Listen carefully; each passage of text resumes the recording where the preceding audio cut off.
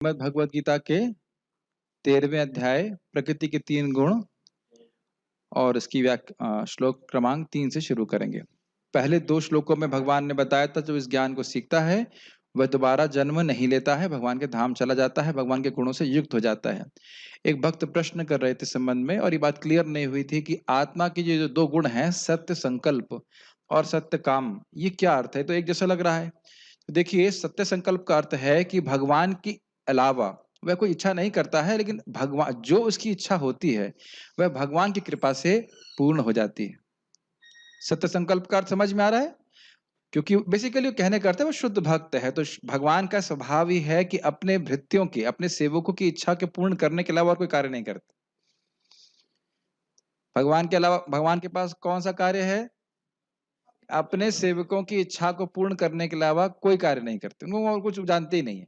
तो कहने का अर्थ यह है कि अगर कोई शुद्ध भक्त चाहता है कि कोई कार्य हो, उसकी इच्छा भी ध्यान देना होगा कि उसकी इच्छा भी किस तरह से है, जो भगवान को संतुष्टि करने के लिए।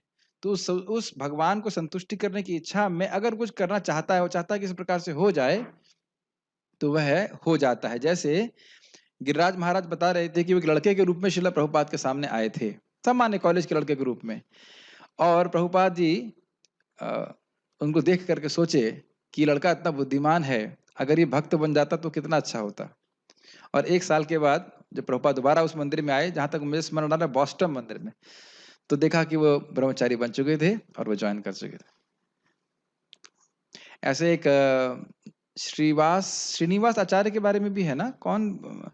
श्रीनिवास आचार्य किसी भक्त के बारे में सोचे थे जो शादी करने जा रहा था। रामचंद्र कविराज, जहां तक मुझे स्मरण आ रहा है, तो शादी करने जा रहा था, वो पूरा उस पर बैठ करके कुछ तो था, तो कहे अरे कहाँ ही फंस गया, तो वो छोड़ करके तुरंत भगवान के, कौन था मुझे बताइए, कौन सा? रामचंद्र कविराज शादी करने जा रहे थे शायद ना। हाँ हाँ, और पालकी वहां रुका था, तो जो है श्रीनिवास आचार्य कहते हैं कि काश ये भक्त बन जाता तो कितना अच्छा होता। हाँ, तो आप देख रहे हैं कि भक्त का आशीर्वाद हो जाए। तो ये एक उदाहरण दे रहा हूँ। प्रभुपाद जी अपने बारे में कहते हुए कहते हैं कि एक भक्त ने इच्छा करी कि एक वृंदावन में मंदिर हो, और मंदिर हो गया। इस्कॉन वृंदावन के बारे में बात कर रहे थे। तो ये हमेशा ध्यान देना चाहिए, महत सेवा द्वारा माहुर विमुक्ति, भक्तों की सेवा करके, भक्तों को प्रसन्न करके। सेवा का अर्थ है प्रसन्न करना। जब हम बोलेंगे सेवा, मतलब सोचते खाली प्रसाद खिलाना, वह भी एक सेवा है, लेकिन सेवा मतलब यथा कालम यथा कामम, काल के अनुसार और इच्छा के अनुसार। वो क्या कहना चाहते हैं? मान लो कहें कि भाई जप करो, नहीं प्रभु जी प्रसाद खाएंगे आप? जप करने के लिए बोल रहे हैं तो स्वयं जप करना चाहिए। तो उनकी आज्ञा पालन करते हैं तो वह संतुष्ट होते हैं, और उसके द्वारा हम मुक्ति के पथ पे आगे बढ़ते हैं। समझ रहे हैं मेरी बात? आप लोग भी भक्त हैं, किसी को बोलेंगे कि भाई तुम जप करो, और वो जप करने लगे, तो क्या आप प्रसन्न नहीं हो जाएंगे? सीधी बात। और उस वक्त कहे कि आप जप करने के लिए बोले, कहते हैं मैं कुछ और कार्य करूंगा, तो फिर वो संतुष्ट नहीं होते। इस चीज को आप लोग 5वें अध्याय में देखेंगे नारद जी के वक्तव्य से, अपने जीवन से। तो हम बात कर रहे थे सत्य संकल्प की, समझ में आ गया? जो भक्त, शुद्ध भक्त इच्छा करते हैं, उसको भगवान पूर्ण कर देते हैं। वास्तविक रूप से भगवान सत्य संकल्प है। कौन सत्य संकल्प है? भगवान। मतलब जो संकल्प ले लिए वह पूर्ण होगा ही। लेकिन भगवान का भक्त भगवान की कृपा से सत्य संकल्प हो जाता है। कई बात समझ में नहीं आ रही है? अरे भाई, अपना कोई प्रिय बच्चा होता है, तुम पिता बोलता रहता है ना, बेटा क्या चाहिए तेरे को, क्या लेगा तू, क्या लेगा, यही बात है। ठीक है? सत्य संकल्प जीव है किस तरह से? भगवान की कृपा से। भगवान जो है, जो उसकी जो इच्छा चाहते हैं वो पूर्ण कर देते हैं, वो कर देते हैं। ठीक है? और एक बात मैं बीच में ठीक से नहीं बोल पाया था कि देखो, जीवों की चेतना कहाँ से आती है। मैंने बोल दिया था इंडिपेंडेंट है, लेकिन वह भी नहीं है। जीवानाम अस्मि चेतना, भगवान गीता में बोलते हैं। तो जीवों की चेतना के स्रोत भी भगवान कृष्ण। कुछ करेक्शन है जो मैं प्रस्तुत कर देना चाहता हूँ। अब सत्य काम का अर्थ क्या है? सत्य काम का अर्थ है कि सत्य मतलब कृष्ण, और काम मतलब इच्छा। तो यानी कृष्ण को संतुष्ट करने की इच्छा के अलावा उसके हृदय में और कोई इच्छा नहीं आती। अन्याभिलाषिता शून्यम, ये शुद्ध भक्त का भी लक्षण है। समझ में आ गया सत्य काम? बाकी तो स्पष्ट थे, मृत्यु नहीं आती और जरा नहीं आती इत्यादि। अब हम लोग आगे बढ़ते हैं। मेरे पीछे बोलिए कोई भक्त। यहाँ पे इस श्लोक में आप सीखोगे किस प्रकार से जीव इस प्रकृति में आता है। माइक पे बोलिए। भगवद गीता 13वां अध्याय 3रा श्लोक। मम योनिर्महद् ब्रह्मा मम योनिर्महद् ब्रह्मा तस्मिन् गर्भं ददाम्यहम् अस्मिन् गर्भं ददाम्यहम् सम्भवः सर्वभूतानां सम्भवः सर्वभूतानां ततो भवति भारत ततो भवति भारत। मम योनिर महद ब्रह्मा तस्मिन् गर्भम ददाम्यहम्। इस जगत की योनि स्रोत है महद ब्रह्म, प्रधान। प्रधान के बारे में आप जानते हैं। मुझे एक फीडबैक मिला कि प्रभु जी आप शब्द इस्तेमाल करते उसकी व्याख्या करते हुए चले, क्योंकि नए लोगों को समझ में नहीं आता है। तो प्रधान का अर्थ है प्रकृति की वह मूल अव्यक्त अवस्था जिसमें रजोगुण, तमोगुण और सत्वगुण बराबर रहते हैं और उसमें सृष्टि नहीं होती, तो उसी को यहाँ पे महद ब्रह्म कहा जा रहा है। तस्मिन गर्भम दधाम में अहम, ये प्रधान किसकी शक्ति है? भगवान कह रहे हैं मम। अहम मतलब मैं और मम मतलब मेरा। तो ये भगवान का स्रोत नहीं है, यह प्रधान भगवान की शक्ति है। किसकी शक्ति? कौन है? प्रधान भगवान की शक्ति है। और प्रधान क्या है? 1:1:1, यानी कि रजगुण, तमोगुण, सत्वगुण की साम्य अवस्था, उसमें कुछ भी नहीं, सृष्टि नहीं होती है। तस्मिन गर्भम दधाम में हम, उसमें मैं, तस्मिन मतलब उसमें, किसमें? महद ब्रह्म में, प्रधान में मैं जीवों को, गर्भम मतलब जीवों को, दधाम में रख देता हूं। समझ में आ रहा है? प्रधान हमेशा रहता है और उसमें भगवान के द्वारा जीवों को, बद्ध जीवों को रखा जाता है। संभवः सर्वभूतानाम ततो भवति भारत। हे भरतवंशी, उसके बाद सभी का सृष्टि होती है या संभव होती है, सबको शरीर प्राप्त हो पाते हैं। अगर भगवान जीवों को प्रधान में न रखें तो क्या प्रकृति के द्वारा सृष्टि संभव है? नहीं है। और अगर प्रधान नहीं हो तब संभव है? नहीं है। तो यानी कि इस प्रकार से सृष्टि संभव होती है। अब भक्त ने पूछा कि प्रभु जी ये सब बात सुनकर हमें क्या फायदा होगा? ये भी एक अच्छा फीडबैक था। क्या फायदा होगा? ये जगत के आप नहीं हो, पहली बात तो ये समझो। और इस जगत में जो भी वस्तुओं को आप देख रहे हो उनको आप अपने से भिन्न देखने की क्षमता को डेवलप कीजिए। ये देखिए, ये हाथ मेरा, मैं ये हाथ नहीं हूं, ये आप देख सकते हो, क्योंकि ये हाथ जो है ये जड़ वस्तु है, ये आपसे अलग है। ज्ञान शक्ति का उपयोग करना चाहिए। ज्ञान शक्ति क्या होता है साहिल प्रभु? रोज पूछूंगा, याद कर। मैं देह हूं? आप ही ने एक बात सिंपल बताइए, आप ही ये प्रश्न का उत्तर क्यों दे रहे हैं?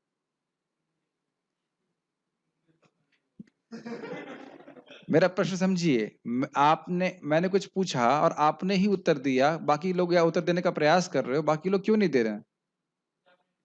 ये कैसे मालूम चला आपको? मालूम है, बोलता साहिल ये बताओ, तब ऐसे तरीका भी तो है ना बात करने का। मैं इधर देख रहा हूं, मैं बोलूं साहिल ये बताना कि ज्ञान शक्ति का मतलब क्या है, तब भी आप बोलते कि नहीं बोलते? तब तो मैं आपकी तरफ नहीं देख रहा हूं। समझ में नहीं आ रहा है? मुरारी प्रभु समझ में आ रहा है आपको? मैं तो उधर देख रहा था, तो आपने क्यों बोला?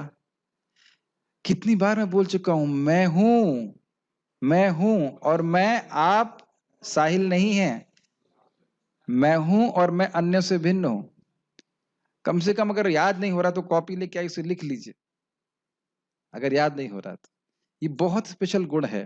तो मैं खाली बोला था ये सब आत्मा की चेतना का गुण है और ये इसके द्वारा अपने को इस जगत से अलग देखना चाहिए। समझ में आ रहा है आपको? अमित, समझ में आ रहा है आपको? ठीक है। नहीं तो इस जगत का ही देखने की बीमारी के कारण केवल इस जगत में ही महान बनने के कार्य हम करते रहते हैं। तो इस प्रकार से समझ में आना चाहिए कि भगवान के द्वारा ये जगत की सृष्टि हुई है, ये अशाश्वत स्थान है और सृष्टि हुई है मतलब प्रलय भी होगी इसकी।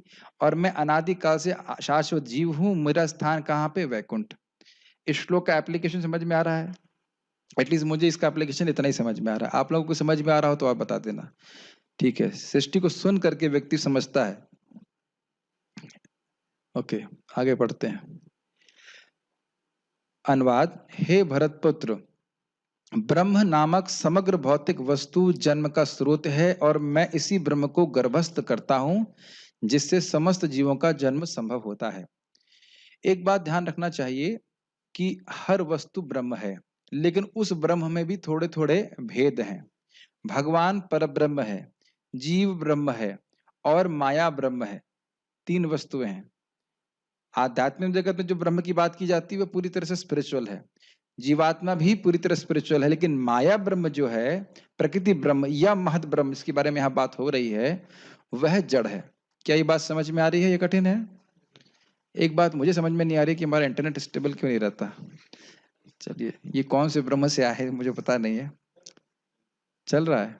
हाँ, लेकिन उसमें नहीं चलता है, फेसबुक में कहाँ जाता है। ब्रह्म जड़ कैसे हो सकता है? क्योंकि भगवान ने उसको ऐसा ही बनाया है। क्योंकि सर्व खलु इदम ब्रह्म, सभी कुछ ब्रह्म है। यहाँ भगवान बोल रहे ना महत ब्रह्म, बोल रहे हैं कि नहीं बोल रहे हैं? ब्रह्म तो स्वयं भगवान है। हाँ, लेकिन यहाँ ब्रह्म को आप कह सकते हो कि ब्रह्म भगवान है, भगवान ब्रह्म है, ठीक है, लेकिन उसमें भी कैटेगराइजेशन है। भगवान पर ब्रह्म है, जीव जीव उनका आश्रित ब्रह्म कह सकते हैं, आश्रित ब्रह्म है, और स्पिरिचुअल है, पराप्रकृति है, और साथ साथ माया भी ब्रह्म है। हम लोग एक्चुअली बीच में टीका में इस बात को पढ़ चुके हैं। प्रकृति ब्रह्म की बात हो रही थी। यहाँ पे भगवान महत ब्रह्म की बात कर रहे हैं, जो चेतना से युक्त नहीं होता है। तो ये परब्रह्म परम धाम किसको बोल रहे हैं? भगवान कृष्ण को बोल रहे हैं ना। परब्रह्म कृष्ण है, लेकिन ये महत ब्रह्म है, इसमें चेतना नहीं होती। फॉलो कर पा रहे हैं? ठीक है।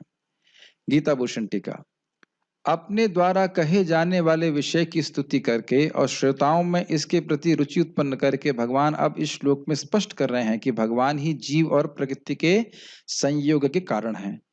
ये तो स्पष्ट हो रहा है। कैसे कारण है? इसको मैं फिर से याद दिलाऊंगा। जीवात्मा भौतिक तत्वों में से कौन से तत्वों से बना है? किसी भी तत्व से नहीं बना है। जैसे पेट्रोल और पानी कभी मिक्स नहीं हो सकते, इस तरह जीवात्मा कभी भी इस शरीर से मिक्स नहीं होता है।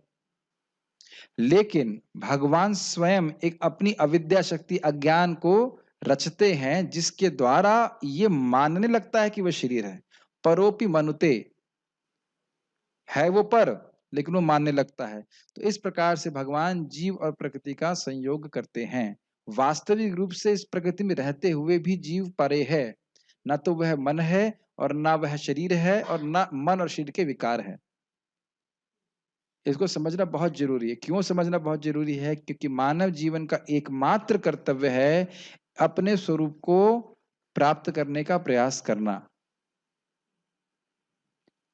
भक्त होने के बाद भी या भक्ति में आने के बाद भी व्यक्ति को बुद्धि यही लगानी चाहिए कि मैं भौतिक प्रयासों को, भौतिक एंगेजमेंट को कम से कम करूं, या एटलीस्ट कम करता चला जाऊं, और मैं आध्यात्मिक एंगेजमेंट, आध्यात्मिक प्रोसेस को, जिसके द्वारा मेरी अविद्या निवृत्त हो, जिसकी वजह से मैं मान रहा हूं कि मैं शरीर हूं, यह है समाप्त हो। क्या ये लंबी लाइन समझ में आई? जैसे अगर मान लीजिए मुझे कोरोना, मैं बोलूंगा नहीं नहीं, मान लीजिए किसी को कोरोना हो जाए तो उसका पहली चीज यही होगी कि ना तो नौकरी के बारे में सोचेगा, ना किसी के बारे में सोचेगा। वो पहले ये सोचेगा कि उसकी बीमारी ठीक हो जाए, और इस अविद्या रूपी बीमारी के कारण ही हमको बार बार मरना पड़ रहा है। इस संबंध में बहुत सुंदर घटना भगवान श्री राम की लीला से है। जब भगवान श्री राम को मांगने के लिए विश्वामित्र जी आए, तो दशरथ जी ने कहा, ये नहीं बोला हाउ आर यू, ये प्रश्न नहीं किया। उन्होंने कहा कि जन्म मृत्यु के ऊपर जय प्राप्त करने का आपका प्रयास कैसा चल रहा है? बहुत सुंदर है ना प्रश्न। हाउ आर यू का मतलब क्या है? हम तो मिजरेबल ही हैं इस जगत में, लेकिन किधर प्रयास कर रहे हो? तो इसी को हमने आज सुबह भी चर्चा किया था, व्यवसाय आत्मिका बुद्धि। जिसकी व्यवसायत्मिका बुद्धि होती है, भगवान में ही लगा रहता है। तो ये सब इस श्लोक के प्रैक्टिकल एप्लीकेशन है। ये समझते हुए कि मैं इस जगत का नहीं हूँ, इस जगत में कोई भी मेरी माता नहीं है, कोई भी मेरे पिता नहीं है। व्यवहार से हम सब कुछ बोलते हैं और हमें सम्मान भी देना चाहिए, व्यवहार की बात अलग है। लेकिन ये याद रखना चाहिए कि माता कौन है? इतना डाउट है, कृष्ण है। पिता कौन है? कृष्ण है। और पितामह कौन है? कृष्ण है। तो उनकी ही सेवा करनी, और अन्य किसी की सेवा करनी है तो इसी संबंध में सेवा करनी। समझ पा रहे हैं बात? ये बात समझ नहीं पाते हैं लोग। क्लास में तो हाँ बोल देते हैं, लेकिन बोलेंगे भाई भक्ति क्यों नहीं करो? माँ ने वचन दे दिया है कि भक्ति नहीं करना है। ऐसे भी लोग होते हैं। इस संयोग को पिछले श्लोक 2 श्लोकों में कहा गया था, यथा भूमिरापो, भगवद गीता 7.4। क्या श्लोक है? भूमिरापो नलो वायु खम मनो बुद्धिरेव च अहंकारमिति यम में भिन्ना प्रकृतिर अष्टधा 7.4। तो यानी कि भगवान इसका वर्णन 7वें अध्याय में किए हैं कि पृथ्वी जल वायु अग्नि आकाश इत्यादि जो कुछ भी हैं वो मेरी भिन्न प्रकृति हैं। और भिन्न प्रकृति का क्या अर्थ होता है? हम पूछ रहे हैं भिन्न प्रकृति का अर्थ क्या है? भगवान भिन्न प्रकृति मतलब मुझसे भिन्न, कृष्ण से भिन्न। कृष्ण कैसे हैं? सच्चिदानंद हैं। तो भिन्न का मतलब हो गया असत, अचिद, निरानंद। अचिद मतलब ज्ञान में नहीं है, उसमें वो जड़ है, अशाश्वत है, हमेशा नहीं रहने वाली है, और निरानंद, इसमें कुछ सुख नहीं है। तो ये वर्णन किया। यह 2 श्लोक वर्णन करते हैं कि जीव और भौतिक प्रकृति भगवान की शक्तियां हैं। ये तो आप समझ ही रहे हो, कोई मुश्किल नहीं है। और इसके बाद 2 श्लोक मतलब इसके बाद वाला श्लोक क्या था? अपरयमितस्त्वन्याम प्रकृतिम विद्धि में पराम जीव भूत महाबाहो येदम धारिते जगत 7.5 कि इस भिन्न प्रकृति से परे जीव शक्ति है जो इस भौतिक प्रकृति का भोग कर रही है। प्रभुपाद उदाहरण देते हैं कि जैसे कोई व्यक्ति फैक्ट्री में काम कर रहे हैं, वर्कर्स, तो फैक्ट्री को चलाने वाले वर्कर होते हैं, फैक्ट्री अपने आप नहीं चलती है। उसी प्रकार से जगत को जीव भोग रहे हैं। मैं अब अपने लेक्चर्स को बहुत आसान कर दे रहा हूं ताकि जो लोग कुछ नए हैं उनको भी समझ में आ जाए। आप लोगों को लग रहा होगा प्रभु जी से बातें तो हमको पता है, ये क्या बता रहे हैं आप, लेकिन अच्छा फीडबैक मुझे मिला कि थोड़ा आसानी तरीके से बताइए ताकि समझ में आ जाए। ठीक है। और यावत संजायते किंचित, यह 13वें अध्याय में बात किया था। यावत संजायते किंचित सत्वम स्थावर जंगमम, इस जगत में चाहे आप स्थावर वस्तु को देखिए, स्थावर मतलब पेड़ पौधे इत्यादि, या जंगम मतलब हम जैसे चलने वाले लोग, वो है दो चीजों के संयोग से है। किसके द्वारा? प्रकृति और पुरुष के। प्रकृति मतलब भौतिक जड़ प्रकृति, भूमि इत्यादि, और जीवात्मा, इन दोनों के। इसमें क्या था? क्षेत्रज्ञ, क्षेत्र और क्षेत्रज्ञ, यानी जीवात्मा क्षेत्रज्ञ और क्षेत्र मतलब शरीर के संयोग से ही है। ये लाइन समझ में आ रही है अमित प्रभु? आपके शरीर में दो क्या, अगर आप मेरे शरीर को देखिए तो क्या है? एक जीवात्मा है कि नहीं? यहाँ पे परमात्मा है और बाकी सब जड़ पदार्थ है। और ये भी अद्भुत बात ये है इसमें कि जीवात्मा बहुत छोटी है, मतलब आध्यात्मिक अंश बहुत छोटा है, लेकिन भौतिक वस्तुएं बहुत सारी हैं। ये देख पा रहे हैं कि नहीं देख पा रहे हैं? आप देख पा रहे हैं सुंदर माधव प्रभु? अपने शरीर में भी इसी प्रकार से देख पा रहे हैं? सभी लोग देख पा रहे हैं कि नहीं देख पा रहे हैं? कि किसी भी शरीर को आप देख रहे हैं तो केवल 2 वस्तुएं, अभी हमको एक ही वस्तु दिखती है, हमें केवल शरीर दिखता है, लेकिन जो ज्ञानी व्यक्ति है वो 2 चीज देखता है, आत्मा है और शरीर। ठीक है। नोट, यह श्लोक इंगित करता है कि इस जगत में सभी कुछ इन दोनों शक्तियों का संयोग है। महत अर्थात इस भौतिक जगत का कारण ब्रह्म अर्थात प्रधान है, जो 3 गुणों से युक्त होता है। महत ब्रह्म का अर्थ क्या हुआ? प्रधान, जो इस पूरे भौतिक जगत का कारण है। फिर से रिपीट किया जाए, प्रधान के क्या होता है? प्रधान का गुण क्या होता है? रजोगुण, सतोगुण, तमोगुण बराबर रहता है। अब मुझे समझ में आ रहा है कि रिपीटेशन करने के लिए क्यों प्रभुपाद कहते हैं। अब धीरे धीरे बातें समझ में आती हैं। यह प्रधान वह गर्भ है जिसमें सभी जीवों को, जो नहीं होना चाहिए, जिसमें सभी जीवों बीजों को जो सभी बीजों को धारण करता है, यानी कि योनि। जैसे कि ये बेसिकली स्रोत है, इस जगत में सभी वस्तुओं का स्रोत है प्रधान, इसलिए इसको योनि कहा जा रहा है। यह मुझ सर्वेश्वर का है। मुझ सर्वेश्वर मतलब भगवान कृष्ण का है। ये भगवान कृष्ण की शक्ति है जो कोटि कोटि ब्रह्मांडों के रचयिता हैं। ये विश्वास है आपको इस बात पे? और इस कारण से आपका उद्धार करने में कोई कठिनाई नहीं है। इसलिए बहुत प्रसन्नता के संग अपनी माला रोज उठानी चाहिए कि मुझे कृष्ण का नाम करने को मिल रहा है, और ये मेरा 2 घंटा कृष्ण के संग व्यक्तिगत इंटरव्यू है। हर भक्त को ये बात ध्यान रखनी है। ये मेरा 2 घंटा कृष्ण के संग इंटरव्यू है। कृष्ण को प्रसन्न करूंगा, नाम को प्रसन्न करूंगा, सारे मेरे बंधन को काट देंगे। अखिल बंध मुक्त। ये समझ में आ रही बात? ये नहीं है कि अथॉरिटी ने बोला है तो 16 माला जप करना है, या किसी गुरुजी ने बोला है तो 16 माला करना है। ना, मेरा परम भाग्य है कि और कोई नहीं बोल सकता है, मेरे को भगवान ने जीव दी है, शक्ति दी है कि मैं कृष्ण नाम उच्चारण कर सकता हूँ। तो साक्षात कृष्ण है, अपनी अचिंत्य शक्ति से मेरी वाणी के ऊपर आ रहा है। यहाँ ब्रह्म का अर्थ प्रधान है, जैसा श्रुति वाक्य से प्रदर्शित होता है। ब्रह्म नाम रूपम अन्नम च जायते। यह ब्रह्म नाम रूप और अन्न बन जाता है। अब इसको जरा समझा जाए। इस जगत में किसी वस्तु को आप देखते हैं, जैसे मैं पूछूं कि ये क्या है जो इस सामने रखा है, मृदंग है। अब आप इसमें क्या क्या चीज देख रहे हो? रूप देख रहे हो और नाम देख रहे हैं। इसके अलावा आप इस जगत में क्या देख रहे हैं? यही देख रहे हैं।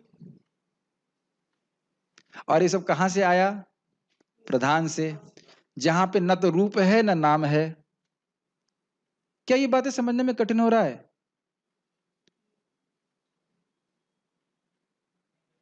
इस जगत में कोई ऐसी वस्तु है जिसका रूप और नाम ना हो? सभी चीज का है। तो रूप और नाम है, और प्रधान में रूप और नाम नहीं है, इसीलिए उसको अव्यक्त कहते हैं। तो ये कह रहे हैं ये जो ब्रह्म है, यानी यहां पे ब्रह्म किसको रेफर कर रहा है? प्रधान को, महत ब्रह्म को। देखिए, अगर मैं कहूं कि लैपटॉप में पृथ्वी है, तो मानते हैं आप? नहीं मानते? मट्टी दिख रही है इसमें आपको? अरे क्या बात कर रहे हैं, मुझे तो मट्टी के मैं 1,00,000 रुपए दूंगा।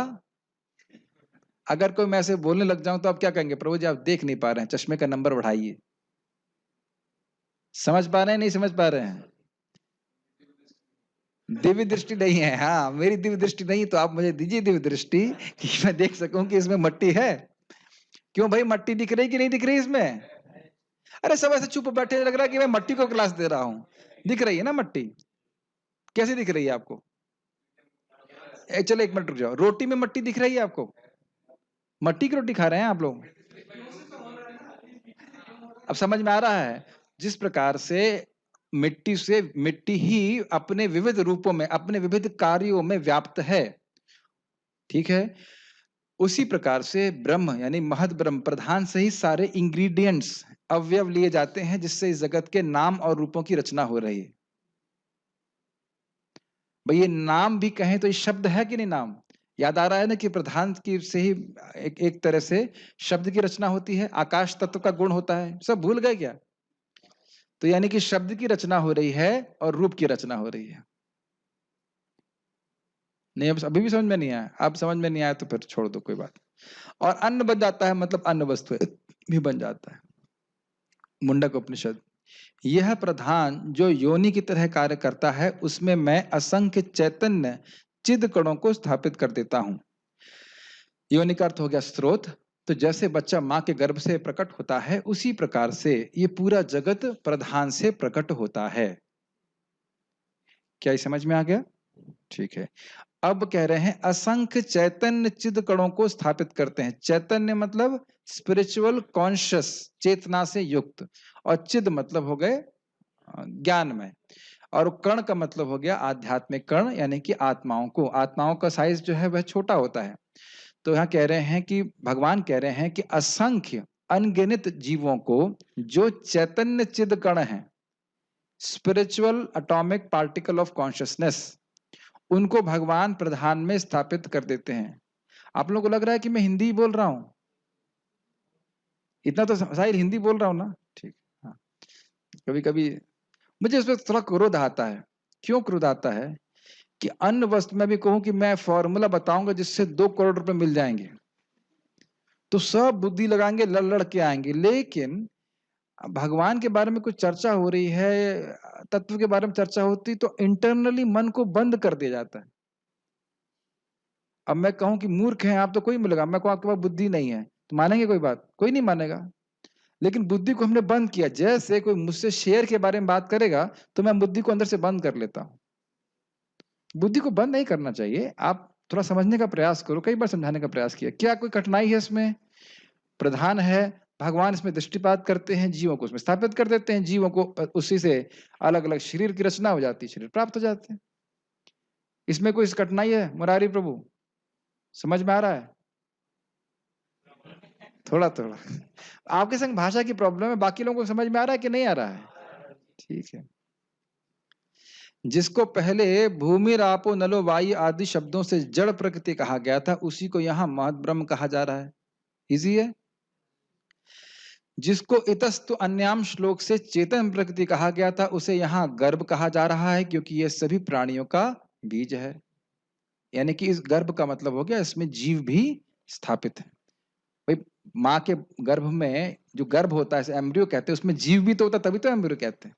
केवल भौतिक तत्वों को तो एम्ब्रियो नहीं कहा जाता। ये बात अर्थ ये है कि मैं चेतन भोक्ता जीवों को भौतिक प्रकृति से संयुक्त करता हूं, जो उनके भोग का क्षेत्र बनती है। चेतन भोक्ता जीव, चेतन मतलब चैतन्य, कॉन्शियस, और भोक्ता मतलब इंजॉयर।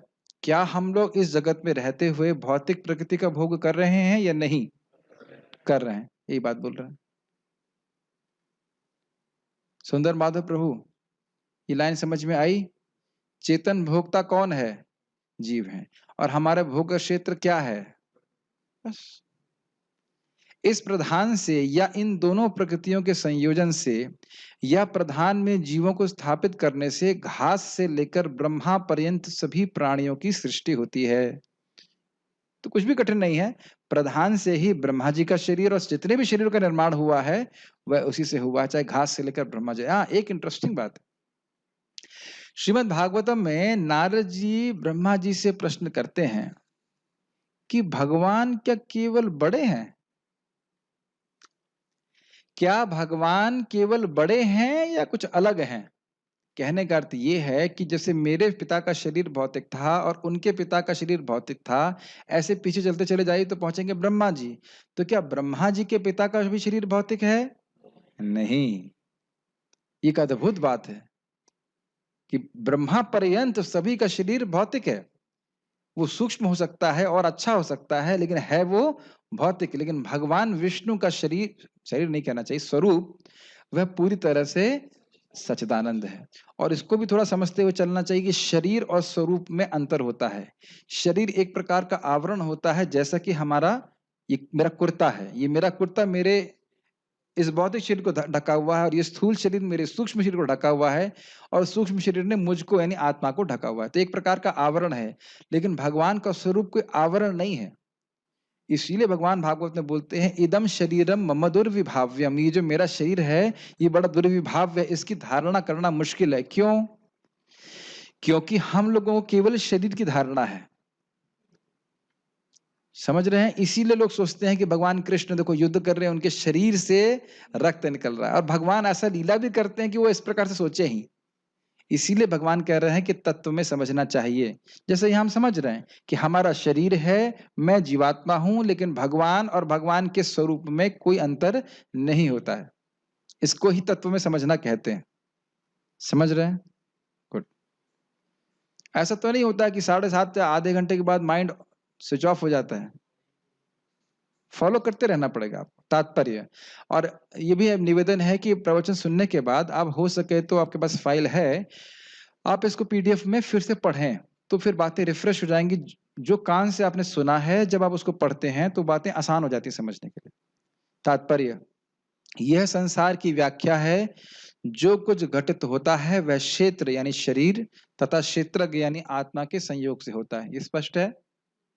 प्रकृति और जीव का यह संयोग स्वयं भगवान द्वारा संभव बनाया जाता है। जब नहीं समझ में आए तो आप हाथ खड़ा करके बोल सकते हैं कि लाइन समझ में नहीं आई। प्राय हम सभी चीजों की व्याख्या कर चुके हैं।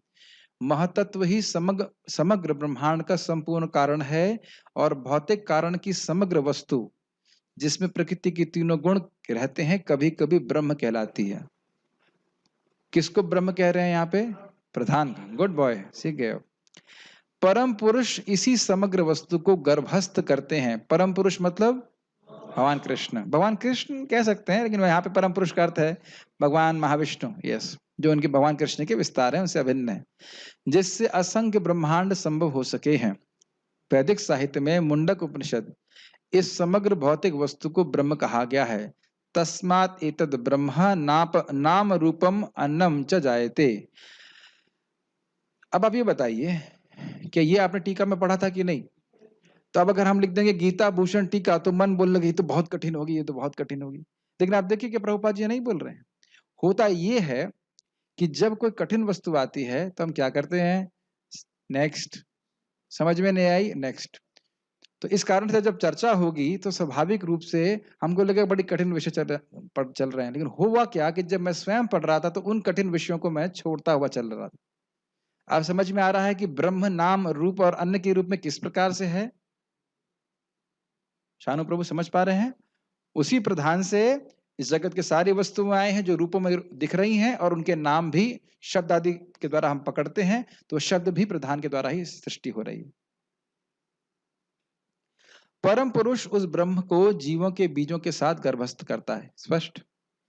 पृथ्वी जल अग्नि वायु आदि 24 तत्व भौतिक शक्ति हैं और वे महद ब्रह्म अर्थात भौतिक प्रकृति के अवयव हैं। अवयव है मतलब इंग्रेडिएंट्स। जैसे खिचड़ी में दाल चावल और पानी और हल्दी इत्यादि ये सब उसके अवयव हैं, उसी प्रकार से ये विभिन्न भौतिक तत्व इस महद ब्रह्म के अवयव होते हैं। जैसा कि 7वें अध्याय में बताया जा चुका है कि इससे परे एक अन्य परा प्रकृति जीव होती है। भगवान की इच्छा से आप लोग ये देख रहे हैं कि श्रील प्रभुपाद जी के तात्पर्य बिल्कुल टीका को फॉलो कर रहा है, ऑलमोस्ट एज इट इज। यही हमने करना है। एक भक्त ने मुझे बोला, प्रभु जी मुझे किसी भक्त ने बोला जब तक तुम शुद्ध भक्त नहीं हो जाते हो तुम्हें प्रचार नहीं करना चाहिए, क्योंकि प्रचार करोगे तो तुम्हें सम्मान देंगे, तुम्हें अहंकार हो जाएगा। अब मुझे तो बड़ा क्रोध आया इस बात पे। मैंने कहा कि ऐसा करिए, उस भक्त को पूछिए कि आप शुद्ध भक्त हो गए हैं क्या। अगर कोई ऐसा बोले तो आपको प्रीचिंग कर रहा है ना, आपको प्रीचिंग कर रहा है कि जब तक शुद्ध भक्त ना हो जाओ तो प्रीचिंग नहीं करना है। तो फिर आप प्रीचिंग क्यों कर रहे हैं, आप शुद्ध भक्त हो गए। इस प्रकार के प्रचार के कारण ही प्रचार के आंदोलन में जहर फैल जाता है कि हम पूरा परफेक्ट हो जाएंगे, परमहंस बन जाएंगे, तब प्रीचिंग करेंगे, और कभी हम प्रीचिंग करेंगे नहीं और रह जाएंगे न्यू फ्लैट प्लेटफॉर्म पे। हाँ, आप ये जरूर है कि ये आप तत्व को ठीक से समझें, अध्ययन करें, ठीक से समझ करके बोलें। नहीं समझ में आ रहा है तो फिर पूछें टीचर्स के द्वारा, गलत नहीं बताएं। लेकिन ऐसा नहीं है कि हम वेट करते रहेंगे हम परमहंस हो जाएंगे और जब देखेंगे सभी लोग भक्त हैं, परमहंस तो सबको भक्त देखता है, तो प्रीचिंग क्यों करोगे तुम, है कि नहीं। और इस बीच में कितने लोग मर जाएंगे बिना हरे कृष्ण मंत्र प्राप्त किए।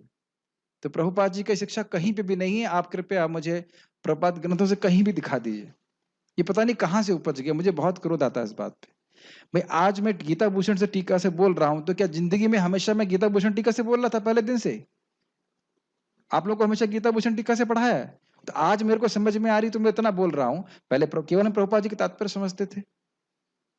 जितना समझ में आ रहा है उतना तो बोल सकते हैं ना कि कृष्ण भगवान है, हरे कृष्ण मन जब करने से हम वैकुंठ चले जाएंगे, क्या इतना भी नहीं बोल सकते। और इसका बड़ा फायदा है, जैसे ध्रुव महाराज को उनकी माँ सुनीति ने कहा बेटा भगवान विष्णु की पूजा करो, यह नहीं बताया कि पूजा कैसे करो, यह नहीं बताया। अब वह महान भक्त बन गए, तो जब वह भगवान के धाम जा रहे हैं तो उनकी माता के बारे में कुछ पता नहीं कि कोई तपस्या करी कि नहीं करी, लेकिन वह भी उनके पीछे हो ली। तो आप किसी को बता रहे हो सकता है आप खाली पथ प्रदर्शक गुरु हो कि आप कृष्ण भगवान हैं, कृष्ण का भजन करें, और वो महान भक्त बन गया तो हम मालूम नहीं भी जा पा रहे हैं, तो क्योंकि उसकी मदद की थी इसलिए हम पार हो जाएंगे। ये बात समझ में आ रही है। इसीलिए जारे देखो तारे कहो कृष्ण उपदेश, अमार आज्ञा गुरु हो या तारे ए देश। कितनी बार प्रभुपाद प्रभुपाद के प्रवचन कोई सुनता नहीं, ऐसा लगता कितनी बार बोलना कितना आसान है। जो भगवान ने बोला है यथावत प्रस्तुत करना, जैसे प्रभुपाद अपने उदाहरण से बोल रहे हैं, जो बलदेव विद्याभूषण जी ने एक आचार्य ने बोला है उसको परिवर्तित नहीं कर रहे, वही सामान्य भाषा में प्रस्तुत कर दे रहे हैं। समझ पा रहे हैं प्रचार की शैली। अपने मन से कुछ नहीं बोलिए, नहीं समझ में आए तो बोल दीजिए नहीं पता। कल मेरे को पूछा गया था सत्य संकल्प और सत्य काम, तो मैंने क्या बोला था, नहीं पता। आज प्रमाणिक रूप से मालूम चल गया तो बता दिया, और वो हमेशा के लिए क्लियर हो गया। Does it make sense. इतना बड़ा समाज है तो हम सीखें। और मैं फिर से रिपीट करूंगा, एक शुद्ध भक्त की ये सबसे उच्चतर अभिलाषा या लालसा होती है कि वह कृष्ण की कीर्ति का प्रचारक बने। नारद मुनि भगवान कृष्ण के सामने हैं और उनसे वरदान मांग रहे हैं कि भगवान शाश्वत काल के लिए मैं आपकी कीर्ति का प्रचार कर सकूं। ये बृहद भागवतामृत में है। तो ये केवल इस साधन मात्र नहीं, यही हमारा साध्य है। जहां भी भगवान पोस्टिंग दें, यही कार्य करना है, कृष्ण के बारे में बोलना है, कृष्ण के बारे में जीवों को बताना है। ये कृष्ण को सबसे अधिक संतुष्ट करता है। प्रभुपाद जी एक तात्पर्य में प्रवचन में बोलते हैं, भजताम प्रीति पूर्वकम, मतलब पूरे विश्व में वह कृष्ण भावना का प्रचार करना चाहता है। और अब तो भगवान की कृपा है कि कहीं जाने की जरूरत नहीं है, बैठे बैठे प्रचार कर सकते हैं आप। ठीक है ना? तो सब लोग बड़े गंभीरता से सुनिए, ये मत सोचिए कि आप शुद्ध भक्त बन जाएंगे तो नहीं, अपितु गीता में भगवान स्वयं बोलते हैं कि जो इस ज्ञान को मेरे भक्तों को देता है, श्रद्धालुओं को देता है, तो उसको शुद्ध भक्ति निश्चित प्राप्त होगी। तो ये हमारा साध्य भी है, सॉरी हमारा साधन भी है। प्रचार करने के द्वारा, preaching is the easy way to please Krishna. आप लोगों के इसका श्लोक से क्या संबंध है? संबंध ये है कि इन तत्वों को समझना चाहिए, समझ करके ठीक ठीक लोगों को समझाना चाहिए। हम समझ नहीं सकते हैं कि हम लोगों पे कितनी कृपा कर सकते हैं इस ज्ञान को दूसरों को दे करके। अब देखो, जगत में लोग जी रहे हैं, खा रहे हैं, पी रहे हैं, लेकिन कभी सोचे हैं कि जगत किसने बनाया है, इस जगत का उद्देश्य क्या है? और फिर इसी तरह जानवर की तरह जी करके वो जानवर की तरह मर जाएंगे। जैसे कि आप बरसात के कीड़े देखते हैं, आपको लग रहा है मैं कठोर बोल रहा हूं, लेकिन जितनी बार कीड़े देखिए ऐसा ही विचार कीजिए। और यदि आपने उन्हें कुछ मदद कर दी कि वो हरि नाम कर दिए या प्रसाद खा लिए, तो वो आप भक्ति के ट्रैक पे आ गए। भले इस जन्म में मुक्त नहीं होंगे, आगे जरूर मुक्त हो जाएंगे। ठीक है? अब मैं थोड़ा एम्फेटिकली बोल रहा हूं, मतलब हर भक्त को प्रचारक बनना है, हर भक्त प्रीचिंग कर सकता है, और इससे हमारी स्वयं की भक्ति बढ़ती है।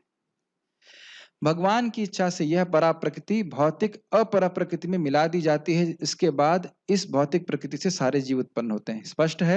भौतिक प्रकृति, तत्व और जीव, इनको मिला दिया जाता है, इससे इस जगत में सबकी उत्पत्ति होती है। बिच्छू अपने अंडे धान के ढेर में देती है, और कभी कभी यह कहा जाता है कि बिच्छू धान से उत्पन्न हुई, लेकिन धान बिच्छू के जन्म का कारण नहीं, वास्तव में अंडे माता बिच्छू ने दिए थे। ये प्रभुपाद जी ने उदाहरण दिया है। तो यहाँ माता बिच्छू कौन है? भगवान। भगवान, प्रकृति नहीं ना, प्रकृति नहीं है, भगवान है। और अंडे को किससे कंपेयर किया जाए? जीवों से। और धान को किससे कंपेयर किया जाए? प्रधान से। बड़ा आसान है, धान को किससे कंपेयर करें? प्रधान से। तो जीव जो है कभी भी प्रधान से, भौतिक प्रकृति से नहीं आ रहा है। इसका बहुत हेवी एप्लीकेशन में से कई बार रिपीट कर चुका हूं, मैं ये शरीर नहीं हूं और मैं ये मन भी नहीं हूं। मन की गंदगियों से अपनी पहचान हमारी नहीं करनी, कुछ भी मन में चलता रहे, हमें भक्ति करनी है। आप लोग को शायद बात समझ में आ गई होगी, उम्मीद है। साधकों को बहुत दिक्कत होती है, प्रभु जी जब कर रहे हैं मन नहीं लग रहा है। अरे भाड़ में जाए मन, तुम्हारी जीव लग रही है ना। ये ध्यान रखिए कि जिस स्तर पे हम हैं उस स्तर की भक्ति करते हैं, तो उससे अपने आप हम ऊपर की स्तर भक्ति के स्तर पर पहुंच जाते हैं। इस समय हम लोग प्राय सब लोग अनर्थ निवृत्ति के स्तर पे हैं। तो इस समय हमारे लिए सबसे महत्वपूर्ण है कि हम नियमित रूप से भक्ति करें। 24 घंटे ना कर सकें तो भी कोई बात नहीं, लेकिन नियमित रूप से भक्ति करें, तो धीरे धीरे करके फिर हम लोग निष्ठा के स्तर पे आएंगे। तो हम खाली बात ये कर रहे थे कि प्रकृति जो है वह जीवों की उत्पन्न करने के कारण कभी भी नहीं है, केवल वह जीवों के शरीरों को देने वाली होती है। ठीक? इसी प्रकार बहुत हाँ, एक और इंटरेस्टिंग बात है, प्रभुपाद ने उदाहरण क्यों दिया? ये सारी घटना दिखती नहीं है। माता बिच्छू ने कब आकर के धान में अंडे दिए, ये दिखता नहीं है। दिखता क्या है? धान के ढेर से बिच्छू आ रहे हैं। ये बात समझ में आ रही है? उसी प्रकार से हम भगवान को देखते नहीं है इस समय, तो इसलिए सोचते हैं कि हमारा उत्पादन भौतिक प्रकृति के द्वारा हो रहा है, हम ये भौतिक शरीर हैं, ये सोचने लगते हैं। क्या ये समझ नहीं रही आप बात? इसमें प्रभुपाद जी इस बात को एक और बात समझाते हैं कि एक लड़का था और उसका पिता था, स्वाभाविक ही पिता था, लेकिन पिता बहुत व्यस्त था, जो सुबह 5 बजे चला जाता और रात के 11 साढ़े 11 बजे आता। तो बच्चा उठता था 6:30 बजे 7 बजे जो भी, और सुबह रात में 8 बजे सो जाता था। तो उसको अपने पिता को देखने का मौका ही नहीं मिला। तो एक दिन जब पिता छुट्टी के कारण घर पे था, तो उसने अपनी माँ से पूछा, और वो सोचता था कि मैं इस माँ ही सब कुछ है। तो माँ से क्या पूछा? Who is this man?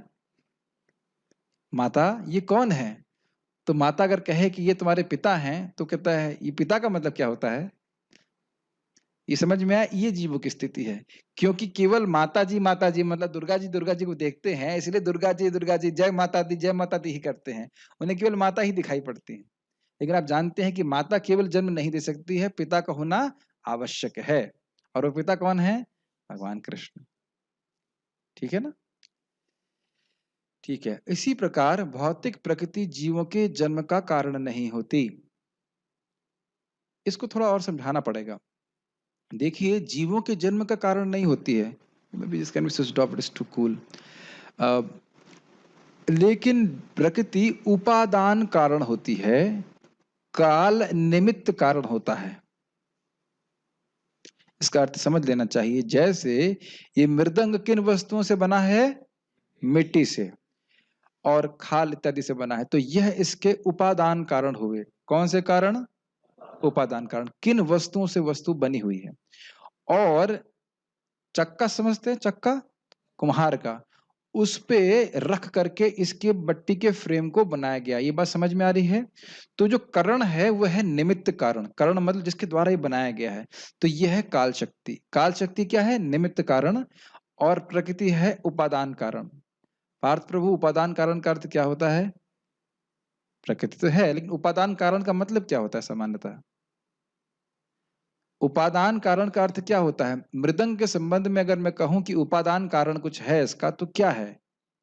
मिट्टी। समझ में आया? और क्या मिट्टी होने मात्र से मृदंग का स्वरूप बन जाएगा? नहीं आएगा। किसी ने बनाया होगा उसको? किसके द्वारा बनाया है? चक्के। अब चक्का भी हो और मिट्टी हो तो भी क्या ये आ जाएगा? नहीं। उसके पीछे एक जीवित व्यक्ति है कि नहीं? कुम्हार। समझ में आया? तो प्रकृति प्रधान क्या है? उपादान कारण। काल शक्ति होगी निमित्त कारण। और भगवान इसके पीछे जीवंत व्यक्ति हैं जो इनको चलायमान करके इस जगत की सृष्टि करते हैं। क्या ये समझ में आ रहा है? ये कठिन है? ठीक। और एक और दृष्टि से थोड़ा ट्विस्ट किया जाए कि देखिए, प्रकृति, भौतिक प्रकृति किसकी प्रकृति है? भगवान की। काल शक्ति किसकी शक्ति है? भगवान की। तो क्योंकि शक्ति और शक्तिमान में अभेद है, इसलिए भगवान ही उपादान कारण है और भगवान ही निमित्त कारण है। Make sense? बाउंस हो गया? समझ में आ गया? ये अपने मन से नहीं बोल रहा हूँ, जन्मादि अस्य इत्यादि पे श्लोक पे व्याख्या की जा रही। इसीलिए बोला जा रहा है कि भगवान ही इस जगत के रूप में है, लेकिन जगत भगवान नहीं है। सब कुछ भगवान की शक्ति है। ठीक है। इस तरह प्रत्येक जीव को उसके पूर्व कर्मों के अनुसार भिन्न शरीर प्राप्त होता है, जो इस भौतिक प्रकृति द्वारा रचित होता है, जिसके कारण जीव अपने पूर्व कर्मों के अनुसार सुख या दुख भोगता है। इस भौतिक जगत के जीवों की समस्त अभिव्यक्तियों के कारण भगवान हैं। तो ये तो बड़ा स्पष्ट है। और इसका क्या एप्लीकेशन है? कभी जीवन में कष्ट आए, और आता ही है, तो क्या कारण है? हमारे पूर्वगत कर्म। और अगर बढ़िया प्रसाद या कुछ खाने के लिए, कुछ प्रसाद तो नहीं बोलूंगा, बहुत बुद्धि है या निरोगी शरीर है, तो यह क्यों हो रहा है? अच्छे कर्म की वजह से। तो इसलिए अब इस बात को, अब हम पुराने को तो नहीं काट सकते हैं, या पुराने को जो आना है सो आएगा, लेकिन इस समय हम बुद्धि लगा करके, ज्ञान करके द्वारा मालूम करें कि हमें क्या करना चाहिए। श्रील प्रभुपाद जी इस बात को समझा रहे थे, प्रवृत्तिम च निवृत्तिम च जना ना विदुरासुर। जो असुर प्रकृति का व्यक्ति है, वो ये नहीं समझ पा रहा है कि उसको किस में प्रवृत्त होना चाहिए और किससे निवृत्त होना चाहिए। वो पहले के स्वभाव के अनुसार, बस जैसे पहला का स्वभाव बस इसमें प्रवृत्त होता है। तो प्रभुपाद कह रहे थे कि भले ही इन बच्चों को, मतलब जो यूरोपियन बच्चे हैं, बच्चे को मतलब उस टाइम में 19 साल के रहे होंगे, 19, 20, 22 साल के लड़के हैं, बच्चे हैं, तो ये सारे 4 नियमों को भंग करते थे, जब जानते हैं। तो उनको पता नहीं था कि इससे किससे निवृत्त होना चाहिए और किसमें प्रवृत्त होना चाहिए। लेकिन जब उनने श्रील प्रभुपाद जी से और शास्त्र से सुना, तब वो समझ गया कि हाँ, मुझे अब इन 4 नियमों का पालन करना है और 16 माला जप करना है। ये मानव जीवन का लक्षण है, ये देवता होने का लक्षण है कि व्यक्ति समझे कि उसको कहाँ प्रवृत्त होना चाहिए और किन, मतलब किसमें लगना चाहिए और किसमें निवृत्त, यानी किसमें नहीं लगना चाहिए। ये बात समझ में आ रही है? और बहुत सुंदर बात मनुस्मृति में से प्रभुपाद कोट कर रहे थे कि प्रवृत्ति एष भूतानाम निवृत्तिस्तु महाफल। आहार नहीं, शराब पीना, मांस खाना, अवैध स्त्री संग करना और जो इत्यादि खेलना, पाप करने की प्रवृत्ति सभी जीवों में स्वाभाविक है। भौतिक जीव हैं, भौतिक बद्ध जीव हैं, लेकिन अगर इससे वो निवृत्त हो जाते हैं, इसको त्याग देते हैं और भगवान की भक्ति करते हैं, तो उनको महान फल प्राप्त होगा भगवान के धाम जाने की। तो अपने हृदय में अगर इन प्रवृत्तियों को देखते हैं, तो इन प्रवृत्तियों का दमन करना है, इनमें बहना नहीं है। अब कठिनाई ये है कि हम कभी-कभी बह जाते हैं इसमें, तो कोई बात नहीं, फिर अपने को प्रवृत्ति मार्ग से बचा करके निवृत्त होने में व्यक्ति को प्रयास करना चाहिए। प्रवृत्ति मार्ग में नहीं जाना चाहिए, भोगों में ना जा करके व्यक्ति को निवृत्त होने का प्रयास करना चाहिए। प्रभुपाद बहुत गंभीर बोल रहे थे, जो केवल शरीर की आवश्यकताओं को बढ़ाना चाहता है, वह असुर है। मैं नहीं बोल रहा हूँ, प्रभुपाद जी के वचन थे।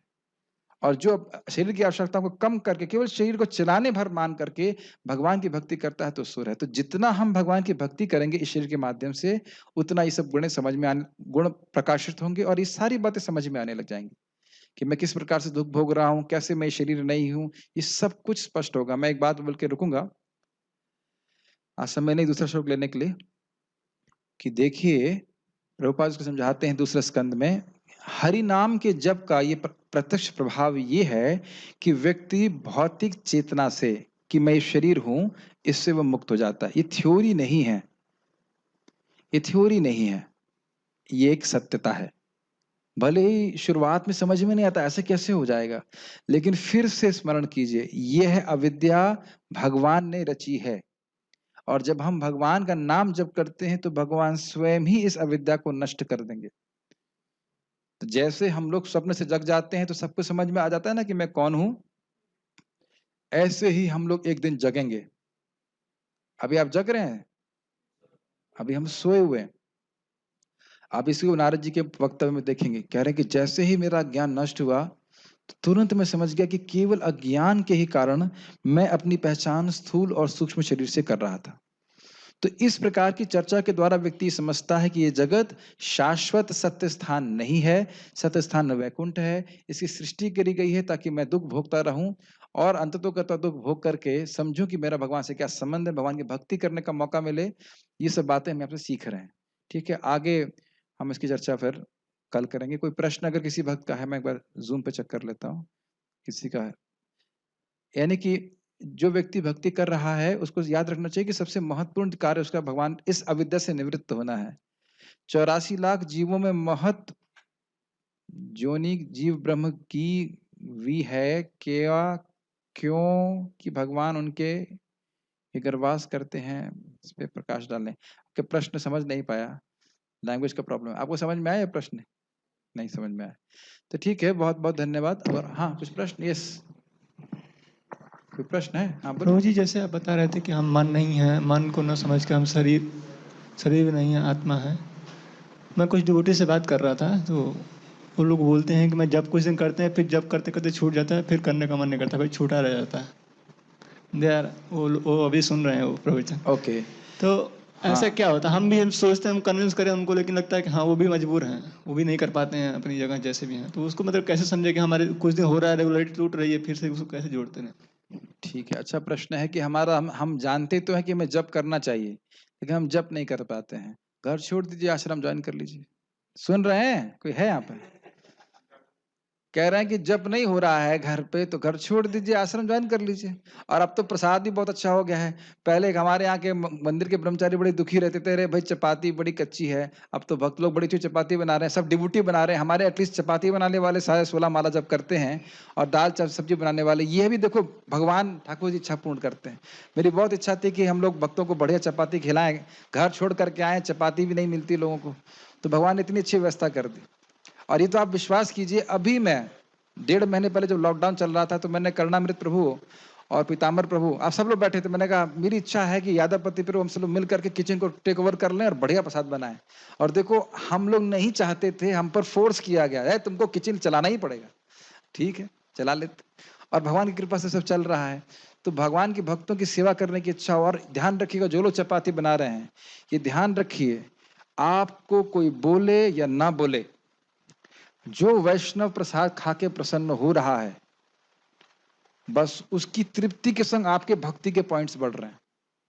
हमेशा ध्यान रखिए, उसकी तृप्ति से।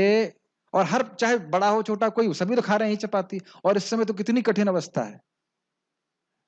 तो जो कोई भी भक्त प्रसाद पा रहा है, आपके भक्ति के पॉइंट्स बढ़ रहे हैं। 3 बार भागवत में बोला है कि घी से बने हुए पदार्थ अगर भक्तों के मुख में देते हैं तो मैं उससे कहीं अधिक संतुष्ट होता हूं, बजाय इसके कि व्यक्ति अग्नि में आहुति दे।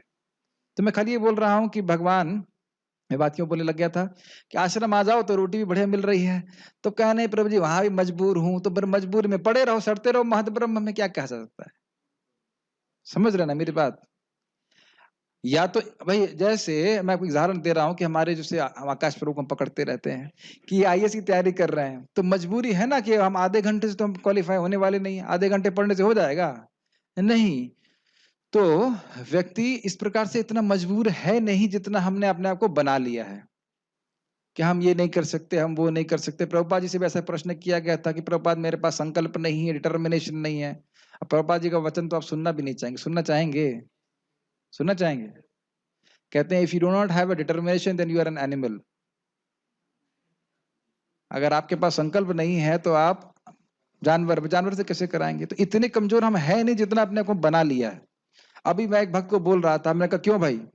तो जो सुबह नहीं उठा जाता। हमने कहा तेरे को गोभी बेचने जाए, फार्मर हैं, गोभी बेचने जाएंगे और कहें कि आज गोभी 50 रुपए किलो मिलेगी, तो उठ जाओगे तुम 4 बजे? कहता है प्रभु जी 2 बजे उठ जाऊंगा 2 बजे उठ जाऊंगा। हमने कहा देख, और अगर मान लो उसी दिन तू मर गया तो कितनी गोभी साथ में लेके जाएगा? एक भी नहीं। और हरि नाम कब तक साथ रहेगा? हमेशा के लिए। तो यह तो हमें शर्म आनी चाहिए कि भौतिक वस्तुएं जो बिल्कुल छूट जाएंगी उनके लिए हम इतना प्रयासरत हैं। मैं अपनी एक रिश्तेदार को समझा रहा था, कह रहे थे हमारा बिजनेस डूब गया। हमने कहा देखो 12 साल हो गए, इस 12 साल में मैंने कम से कम 12 करोड़ नाम कमाए हैं। 16 माला करेंगे 12, और इसमें गुणा 1000 लगा दीजिए वृंदावन का, ठीक है इतना। अब आप कहो, मैं उसको चैलेंज किया, तुम मुझसे ले लो भाई, है छीन लो मुझसे हरि नाम। दुनिया में किसी की ताकत नहीं, यहाँ तक कि काल की शक्ति भी ताकत नहीं है, ना यमराज की ताकत है कि आपका हरि नाम छीन ले आपसे। छीन सकता है कोई? और धन तो कोई भी छीन सकता है, अपने ही छीन लेंगे, घर वाले छीन के लेके चले जाएंगे। घर वाले ही छीनते हैं सबसे पहले है कि नहीं? कोई भी छीन सकता है। लेकिन क्या आपका हरे कृष्ण मंत्र, ये जो आपने गीता सुन रहे हो, कोई कोई दुनिया की ताकत नहीं, ब्रह्मा जी के किसी की ताकत नहीं है कि भक्ति को छोड़ दे। तो बुद्धिमान व्यक्ति को इन्वेस्ट वहां करना चाहिए जो शाश्वत स्थान पर। तो भले ही हमको अच्छा ना लगे, लेकिन जब माँ के गर्भ में अगली बार बैठना पड़ेगा तब तो महान मजबूरी हो जाएगी। तब तो हम कुछ कह ही नहीं पाएंगे किसी को कि हमें अब अच्छा लग रहा है कि बुरा लग रहा है। तो हाँ, ये तो बातें हो गई हैवी हैवी। अब बात करते हैं सीधी सीधी सिंपल। यदि आपको कुछ भी करना है नियमित रूप से, मैं हरि नाम के बारे में नहीं बोल रहा हूं, आपको सुबह उठना ही पड़ेगा। चाहे आप बॉडी बिल्डिंग करने जाना चाहें, चाहे आपको योगा करना है, चाहे आपको पढ़ाई करनी है, अगर नियमित रूप से करना चाहते हैं तो सुबह उठ के करना होगा। तो अगर सुबह नहीं उठ पाएंगे तो फिर हम कुछ नहीं कर सकते। समझ रहे हैं मेरी बात? सुबह उठना होगा, जल्दी सोना होगा, और जल्दी उठ करके सुबह उठ जाएंगे तो माला आपकी हो जाएगी। और आप क्या नाम से ग्रुप शुरू कर दिए हैं जूम वाला, उसको ज्वाइन कर सकते हैं जब कर सकते हैं। तो इतना कमजोर कोई नहीं है, ठीक है? इतना कमजोर है कि आप 16 माला ना कर सके? प्रभुपाद कहते हैं बहुत आसान है और कोई भी कर सकता है, उसके द्वारा भगवत प्राप्ति कर सकता है। भगवत प्राप्ति दोबारा कभी वापस नहीं आएंगे। मजबूर हैं तो मजबूर रहो भाई, हम तो जा रहे हैं, हम तो जा रहे हैं। अब तुमको नहीं जाना तो मरो यहाँ पे, क्या करेंगे बताइए? है कि नहीं? हर व्यक्ति को अपने जहाज खुद उड़ाना होता है। वह दूसरा, जैसे बहुत सारे पक्षी उड़ते हैं, ये ध्यान दीजिए, बहुत अच्छा है। बहुत सारे पक्षी उड़ते हैं, देख दूसरे को उत्साहित देखकर उत्साहित होते हैं, लेकिन सबको अपने डैने पंख खुद चलाने पड़ते हैं। मैं आपके लिए जप नहीं कर सकता, आप मेरे लिए जप नहीं कर सकते। प्रभुपाद जी का वक्तव्य है, मैं तुम्हें मुक्त नहीं कर सकता, तुमको मुक्ति का मार्ग बता सकता हूं। समझ रहे हैं? इसलिए व्यक्तिगत रूप से प्रभु जी कृपा कीजिए, ब्लेसिंग दीजिए। अगर होता तो मैं बिल्कुल भेज देता, लेकिन ब्लेसिंग से काम नहीं चलेगा, आपको प्रयास करना पड़ेगा, ठीक है? जैसे मैंने भगवान से प्रार्थना करी, अब रहस्य नहीं बताने चाहिए, लेकिन कृष्ण बलराम से प्रार्थना करी, भगवान आपने एक लड़के को हृदय में ज्ञान दे दिया है। कौन लड़का? ब्रह्मा जी। तो इस लड़के को भी कुछ ज्ञान दे दीजिए। और एक कॉन्ट्रैक्ट था कि जितना ज्ञान देंगे वो तुरंत मैं विस्तारित कर दूंगा, जितना पढ़ता हूँ तुरंत उसे क्लास बना करके पोस्ट कर देता। तो भगवान की कृपा से ज्ञान भी प्राप्त हो रहा है, भगवान देते हैं। तो मेरा तो पूरा विश्वास है कि जो हम इच्छा करते हैं भगवान की सेवा में 100% भगवान पूरा करेंगे, 100%। और आप नोट कर लेना कि आप भगवान के भक्त की इच्छा, वो अपनी इच्छा करना चाहते हो, वो भगवान ने ना पूरी करें, ये 100% चैलेंज है कि आप कहो कि मैं भक्ति करना चाहता हूं और भगवान इस इच्छा को पूर्ण ना करें। कोई दुनिया की ताकत नहीं रोक सकती हमको भक्ति करने से, केवल मैं ही अपने आप को भक्ति करने से रोक रहा हूं, और कोई नहीं, ठीक है ना? तो मजबूर न रहें, भगवान की भक्ति करें, भगवान का नाम जप करें, सुबह उठने का प्रयास करें, सुबह उठ करके सब लोग कर सकते हैं। ठीक है? और कोई प्रश्न है? क्षमा कीजिएगा मैं थोड़ा कठोर हो रहा हूँ, लेकिन कठोर होना ज़रा ज़रूरी होता है। ऑपरेशन करने के लिए थोड़ा चक्कू चलाना पड़ता है। यस, हाँ। हरे कृष्ण प्रभु जी। प्रभु जी, नाम रूप और अन्यम, अन्यम हाँ। का क्या मतलब है? अन्न का मतलब अन्न, जैसे कि ये जैसे- अन्न ब्रह्म कहा जाता है, और वही अन्न हमारे शरीर के रूप में परिणत हो रहा है। इसको अन्नमय कोश भी कहा जाता है। ये जो शरीर देख रहे हैं ये अन्नमय कोश है। तो ये किससे बना है? अन्न से बना है, तो इसको भी ब्रह्म कहा जा रहा है। ये प्रधान से ही आया। और एक और ये संकल्प शक्ति और सत्य, हाँ, ये समझाऊं फिर दोबारा से? से देखिए, संकल्प मतलब जैसे आपने संकल्प किया कि आप यहाँ पे आएंगे क्लास के लिए, ऐसे ही जगत में हम संकल्प करते ना, हम ये करेंगे, हम वो करेंगे, हम ये करेंगे, हम ये, इसे कहते हैं संकल्प। तो सत्य संकल्प मतलब जो ठान लिया वो होगा ही, इसे कहते हैं सत्य संकल्प। तो ये गुण जो है भगवान में होता है। तो जो भगवान का शुद्ध भक्त है वह कुछ संकल्प करता है, तो क्योंकि भगवान उससे बहुत प्रेम करते हैं इसलिए उसके संकल्प को पूर्ण कर देते हैं। इसलिए जीवात्मा को शुद्धावस्था में सत्य संकल्प कहा जाता है। समझ में आ गया? बहुत सिंपल है।